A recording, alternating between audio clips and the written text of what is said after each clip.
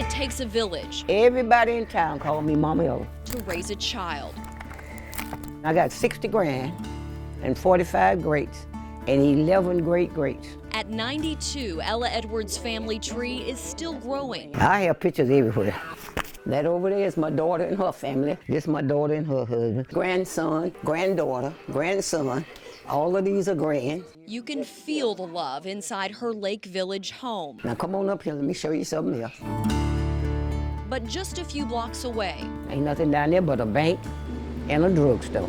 empty storefronts with signs of what used to be. It ain't nothing in Lake Village no more. Nothing.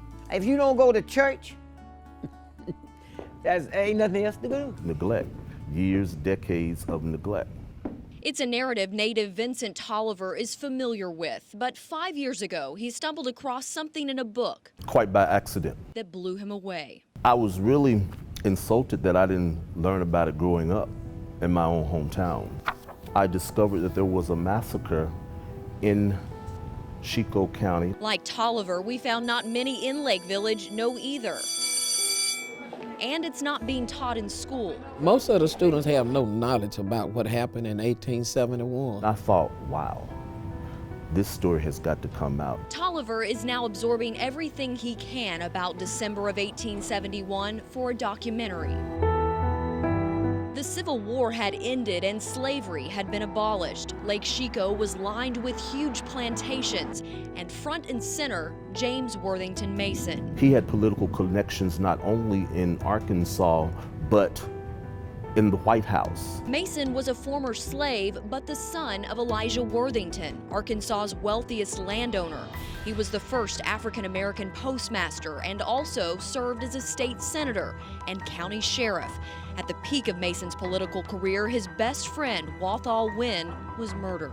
What was fascinating to me about that is that a murder of a black man in a grocery store, John Saunders, a prominent white businessman, with his two buddies who were also white, that they were jailed.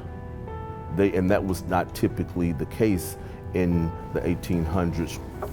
What happened several days later would be the reverse of what we've come to know as racial violence in this country. Several hundred black people from across the county came into Lake Village, marched into Lake Village, rode horseback into Lake Village, broke these three white men out of jail, took them to a nearby woods and boom, boom, boom, boom, boom, boom, riddled them with bullets. The trouble in Chicot County made headlines for weeks. This telegram appeared in the New York Times December 27, 1871. The Negroes here are most thoroughly excited and have taken possession of the situation. One article alleges that the Ku Klux Klan was responsible for Wynn's murder.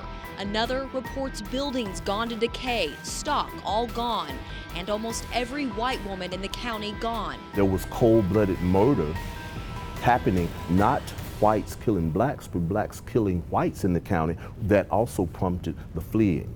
Mason was arrested a year later for instigating the violence, but the case was dismissed. Is it possible some of your own ancestors participated in the massacre? Oh, absolutely, it's possible. I just don't know. Tolliver hopes this hidden history won't be buried any longer. We have to be honest about where we are and how we got there. Flipping through old photos, Edwards remembers the wise words of her mother. She always told me you got to crawl before you walk. And for Lake Village, I think we crawled long enough. it's the past this town can't seem to escape.